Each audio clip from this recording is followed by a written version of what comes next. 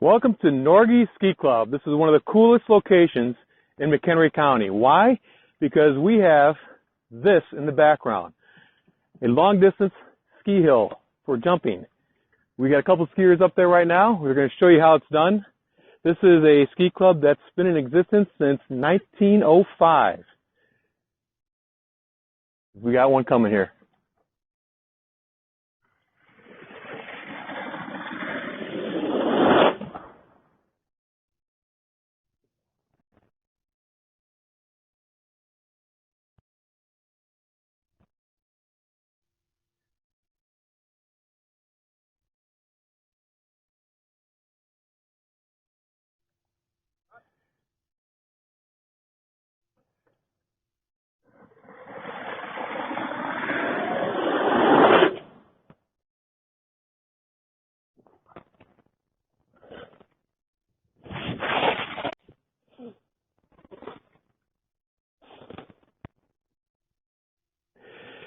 That was two of our advanced jumpers practicing for today. We practice year-round here at Norge.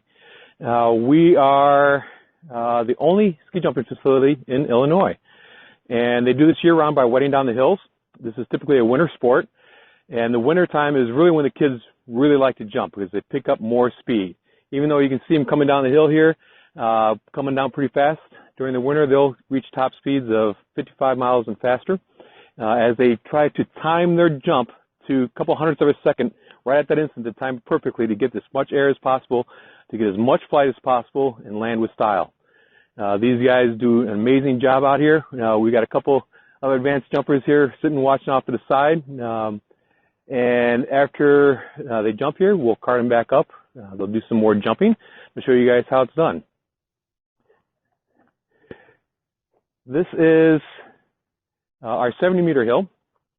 And at Norge here, if people are interested in jumping, we have multiple hills. Most people don't start ever jumping the 70-meter hill. And everyone asks, well, how do we get started on this? And we have hills starting at 5 meters, 10 meters, 25 meters.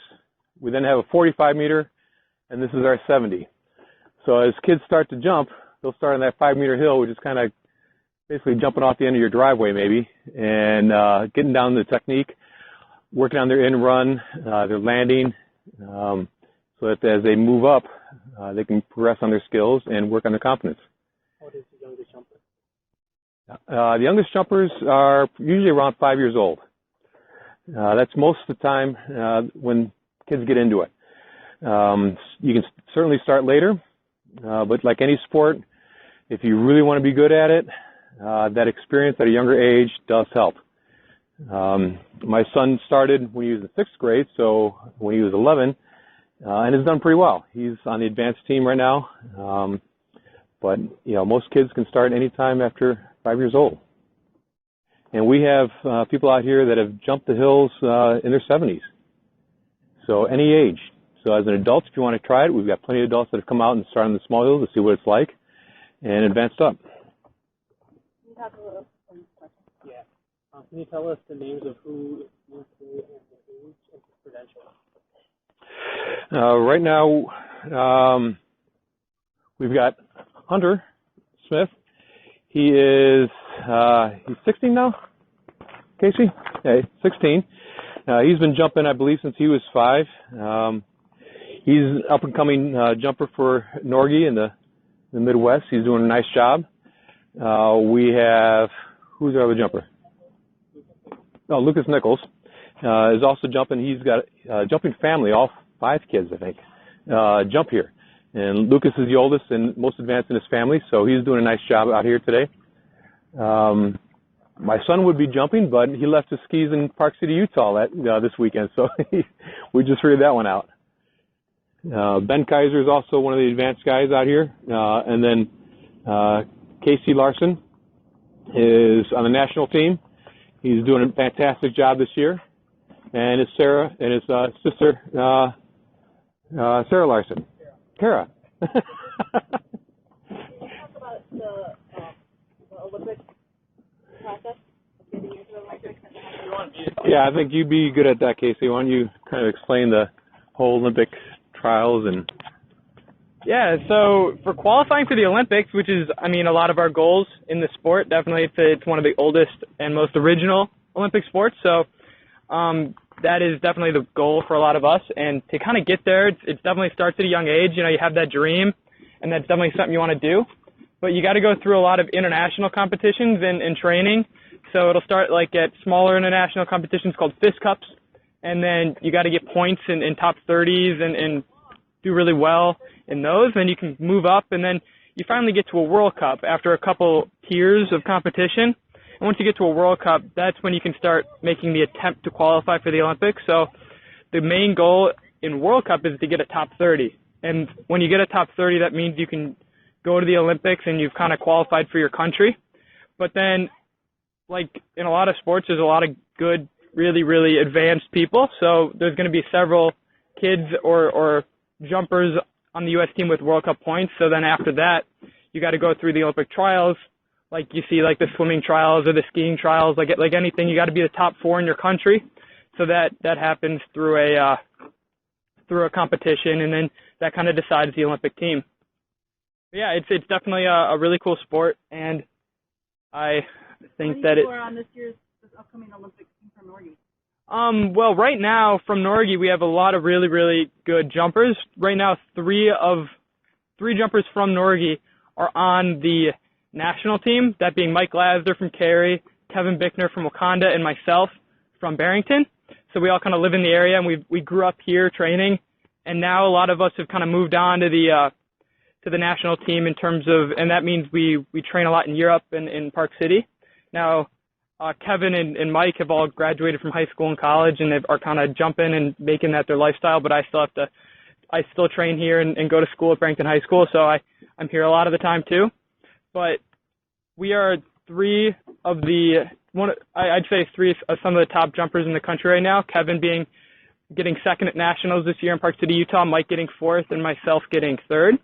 So I think it's really cool to see Chicago, this more of a Midwestern town, have such a strong representation of a winter sport, which is kind of interesting. And yeah, it's pretty cool to have teammates from your club and know your town that you can train with all the time. Yeah, thank you.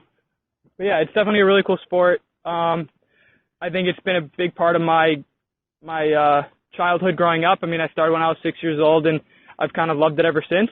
It's something that I've learned a lot from, and whether that be, you know, kind of the down points in your career and the up and the high points, definitely. I mean, working hard and is definitely an attribute I've learned from this sport, and I think anybody can. It's definitely it's actually a safe sport, which many kind of find shocking too. It's interesting to think that this is the second safest winter sport other than cross-country skiing in the Olympics. So that's kind of fun to think about. So don't be afraid to bring your kids out to learn how to ski jump at Norge. Something that they'll even if they don't go to the highest level of the sport, they'll remember forever. Now I'm going to pass it off to my sister Kara, who's on the women's team, so she knows a little bit more about that side because girls can ski jump too. They are just as good as the guys. So I'll let her talk about her experiences a little bit and how she loves the sport. Hi, my name's Kara. I am his brother, and I've been ski jumping since I was 5 years old. And like any young sister, I wanted to be just like my older brother. So I grabbed a pair of skis right after him and started jumping. And I just really have followed this sport because it's such an awesome community to be a part of. And you get to know and experience so many different things, like traveling off to Europe, which I did for my first time this winter. I got to compete in World Junior Championships, which was a crazy experience. And that was hosted in Romania. And I got to be with some of the best girls in the world at that time.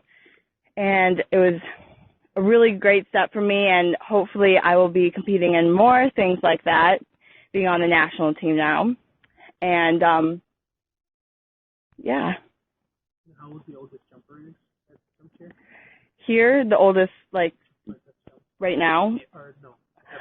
Well, we had a jumper. His name was Jackson, I'm pretty sure. He was in his 60s, 70s. I couldn't tell you exactly how old he was, but he came out here and he jumped our 5 meter and moved up all the way to the 25. So that was really cool to see. And now he is a big part of our board. He is a member. And Michael Glasner, who's still on the team, is his mid-20s, and he's still competing for a spot on the Olympics. So, late teens, early 20s is a kind of a key age for these guys. Can you talk about the events that you have Yeah. here and why people like to come to Norge and watch events? If you've never seen this live, it's an experience. It is so much better to see it live than what you would see on TV. It's a different perspective. You don't realize how big the hill is and how fast these guys are moving until you see it live here.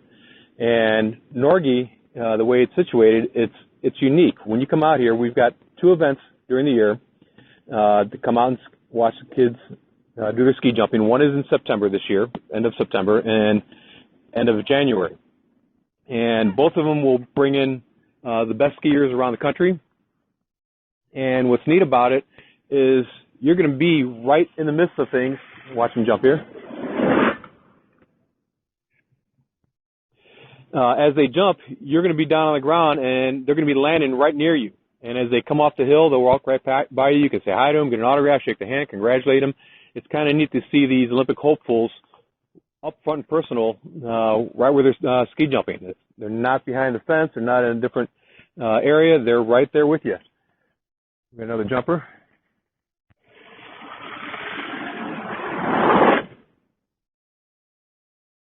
So one of the nice things about Norge is it's kind of a family experience. A lot of people come out here to enjoy it. They spend the day out here. A lot of adults will do some tailgating in the parking lot and enjoy the time out here with their friends, and then come and watch the ski jumpers do their thing. It's one of the few places around here you can see that competitiveness or that level of sport up close and personal. And when are the events? Last week of September, I believe. Scott, when's September? 24th and 25th of September. Both of them are great. The nice thing about the September one is it's warm. January is, Scott, when's the January tournament?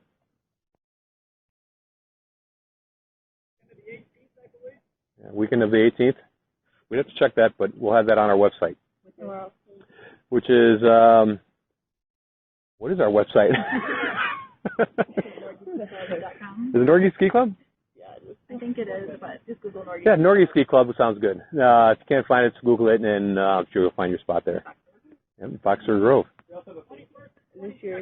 21st and 22nd of January is the tournament, that's a fun one. That's a big one. We get thousands of people out here. We've been to a lot of tournaments around the country, and Norge by far brings out more people and spectators at their competitions than anyone else, even the national competition. We have a lot of people that come out here, which is great to have these guys supporting all the athletes. And you never know. You might get interested in jumping. That's how my son got interested. We came out and watched one of the tournaments, and he fell in love with it right away, and we signed him up, and he's doing good. So you never know. Might fall in love. All right, Casey, why don't you show them or talk about points? Points. Yeah, how they're judged. Yeah. At different levels. So in a ski jump, obviously you're going for distance. I mean, you're not doing flips or anything like that. Some people think you are. But so you go for the distance, and at Norge it's a 70 meter. So anything past 70 is considered a really good jump. But you can't go 70 meters and then fall or crash or something like that. You gotta look good doing it. So there's 5 judges judging every single jumper, and then out of those judges, they score out of 20 points. So a perfect jump would get 20 points, and that means you look good in the air, you're totally vertical with your skis are parallel to your body in the flight, your hands are in, and then you land with one foot in front of the other, and that's called a telemark landing. And if you do all that, you're going to get 20 points. But then if you fall, that means all the points from your landing go away, so that means you're down to an 11 or a 12 out of 20. And that's kind of the goal of the ski jump, is to look good going really far. And a lot of jumpers get really good at that, and that's kind of, the point. Want to meet your jumpers? Yeah. All right, so this is Lucas Nichols. He's a youngster. Lucas, how old are you? 14, almost 15. Almost 15. So what year are you in high school? I'm going to be a sophomore. And where do you go? Barrington High School. Cool, me too. But yeah, that's so why do you like ski jumping? To put you on the spot. It's fun. You get to fly through the air. That's what I would say too. Yeah. Now, can you talk a little bit, because that's what we're talking about right now, the telemark landing and kind of what the point is? So the telemark landing originated from like when people first started ski jumping, there was no high boot. It was only like a shoe. And so if they landed, they'd fall back. So they have to land with one foot in front of the other so they'd be more balanced so they wouldn't fall backwards. And now is it kind of like just for the aspect of doing it, just kind of prove that you're capable of doing it? Like because you have high boots now, so why do you still have to do it? It just gets you more style points and you look like a better ski jumper. It makes you look more advanced, I guess. Yeah, definitely. All right, thanks, Lucas. That was sweet. Good job. Hold on, we're not done yet. How'd you like your jump? It was okay. All right. That's all right. Sweet. Have one, right? We're probably going to have time to do jump one more time, so we're going to actually go up with them. All right, cool. Okay. All right. It like evens it out.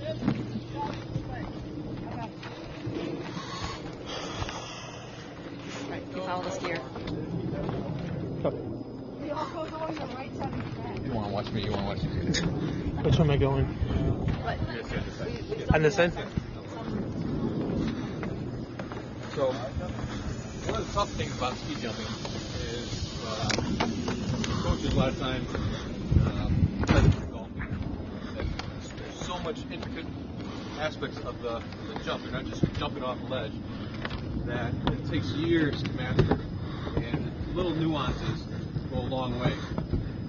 If you were to compare this to, say, practicing the soccer skill, ski jumping's tough because if you were to practice kicking a ball in the upper right-hand corner off the penalty kick at practice, and compare that to ski jumping, you might only get, maybe 6-7 tries during practice, but between those shots, you got to wait 15 minutes for the coach to tell you what to do to improve, and wait another 15 minutes to wait your turn before you can take another kick. In soccer, you don't have to wait that long. You can take 50 shots at the goal pretty quick and do, work on your skills. Ski jumping, stretches out a lot.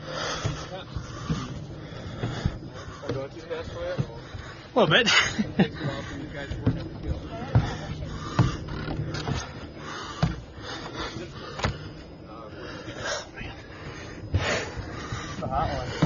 As we're walking up this hill, we're up the ramp here.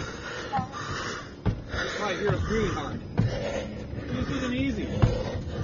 These guys are doing a full gear. Basically what looks like a wetsuit. All right. Full suction and catching wind. During the winter, it's tough.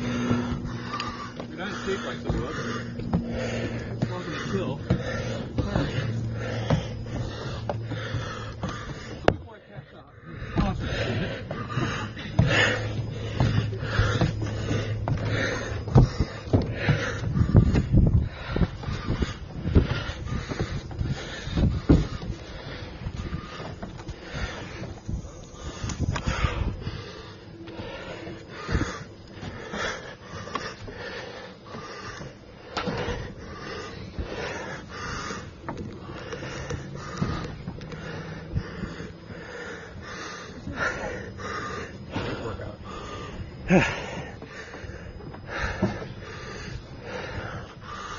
This is a 70-meter hill.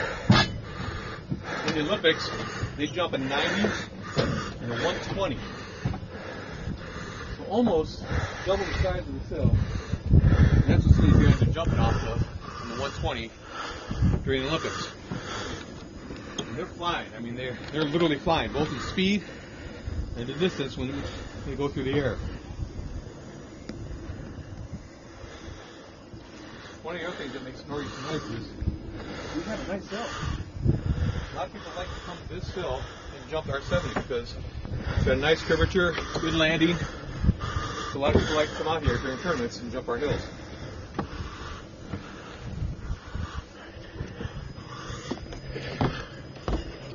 perspective of the skier, you gotta fully appreciate the biggest shot here. Looking from the top and facing down. You gotta remember that these guys, when they take off from the bar, they're gonna lean forward into the hill so they can get maximum speed. They're not sitting upright. They're not sitting back. They're leaning forward into the hill. That's a kind of a mental game that you have to overcome. But most of these guys, when they're trying to jump on a 70-meter hill for the first time, they're chomping at the bit. They've been practicing so long on the 45 and smaller hills that when the coach says, all right, you're good to go, this is what they've been waiting for. So they have that opportunity to jump on a 70-meter hill. These guys are ready to do it.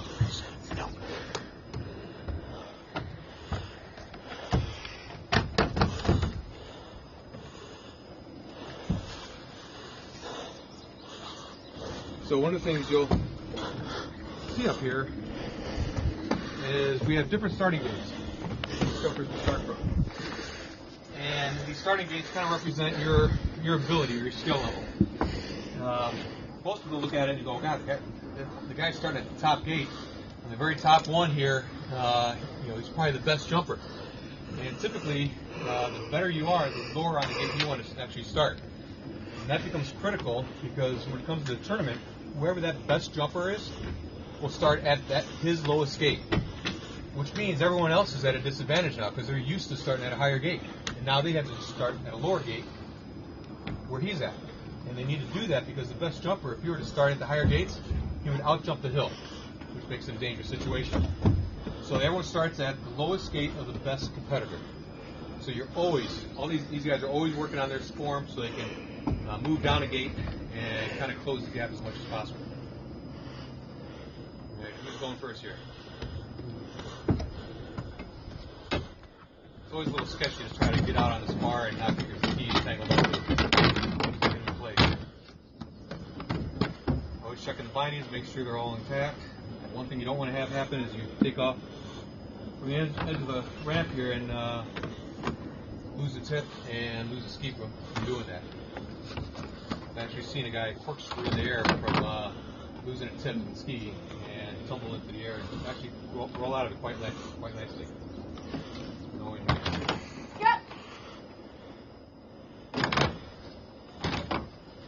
Signals to the coaches.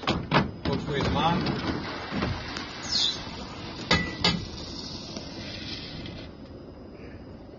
Nice speed.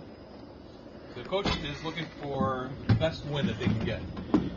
So the guys will stay here, and once the coach waves them on, Hunter will call him out and say that he's ready. The coach will make sure the wind is good, flag him when he's ready, trying to get the best air possible. Nice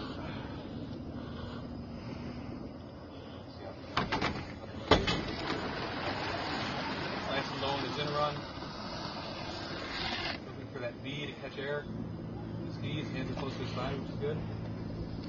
On a good day, they want the wind coming up towards the hill. They want that headwind so that kind of pushes on the skis and keeps them in the air. The jumpers always talk about having that feeling of pushing from the air. So they want that feeling, and that's what they're always searching for.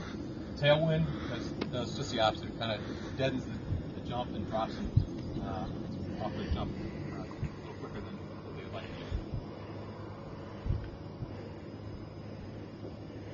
So from the top of the hill here, a little foggy today, but you can actually see Chicago, the skyline in the distance here. You can see the jump as you come around the bend in the river, the Fox River. A lot of people see the structure, but no one ever comes up here. During the summer here, we've got guys jumping in the morning, and in the evening. In the morning, we have the advanced teams jumping. In the evenings, we have most of the younger kids doing it. So come out here sometime, follow the structure, find the entrance in here, and watch these guys do this. What they watch, what they do. If you're interested, you can suit some skis and let you try it out.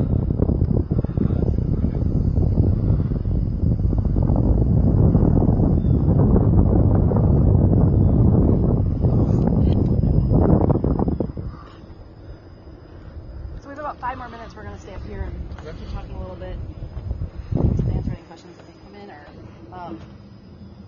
or we just replaced the tracks this year, this summer. These are steel tracks. They were ceramic. They've got kind of these bumps on it to separate the ski from the plate, so it creates less friction and it slides faster. The track is hosed down, keep it slick, same as the landing hill. It behaves the same way during the winter. During the winter, this will be packed down in snow. We'll cut new tracks in the snow, ice them down in icy chill. They'll actually pick up more speed doing, in the snow than they will on these tracks. The guys really like the snow much more. The landing hill is kind of made up of almost like a broom bristle, plastic broom bristles, and they all face the same direction. And they're laid out kind of like you would lay out shingles on a roof. And those are the same way. They get tilt down and slide up.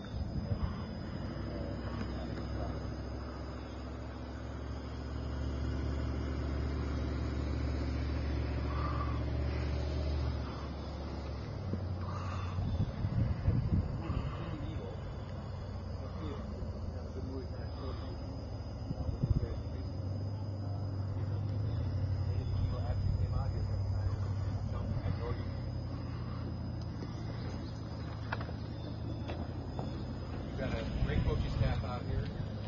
We've got a couple things that really help Norge do its thing. We do have a good hill, as I mentioned earlier. We've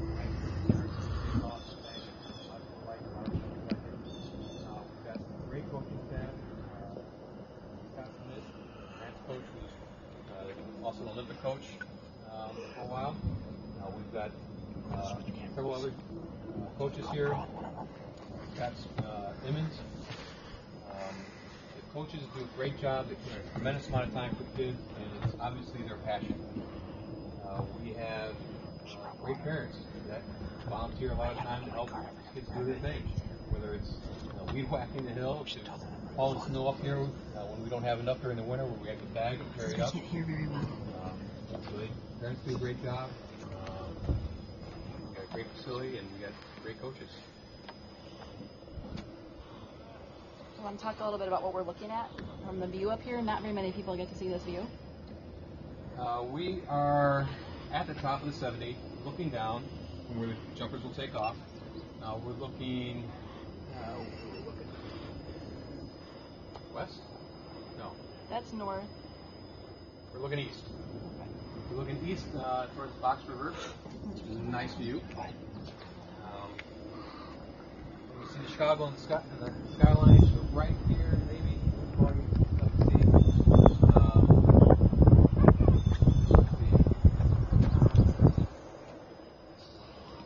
Typically, we'll have during practice, we normally have 5 or 6 guys up here during competition. These benches will be full of ski jumpers. If you've ever been up here, just like the camera crew, the first time they're up here, it's a little nerve-wracking because you can feel the structure moving. When there's a gust of wind or people are walking up here, you actually feel it bounce. So it's kind of a strange sensation. So right now, the guys are getting last-minute instructions from the coach, what they need to work on, what they did well at their last jump, and they'll come up and work on it. Like I said, this is tough. It's not like kicking a soccer ball 50 times right in a row and trying to perfect that skill. It's about a half hour between each jump, and you got to remember what you did. I'm going to grab the microphone from you. We're about to go off of our live video. It's been about a half hour. We'd like to thank everyone for joining us and watching us spend our day at the Norge Ski Club here in Fox River Grove. If you need more information about the events that take place here, you can visit our website at visitmchenrycounty.com. And again, thanks to Illinois and Georama for their participation in this. joyillinois.com has great information, and you can watch this video again, as well as check out norgeskiclub.com. Thanks so much. Out and learn to fly.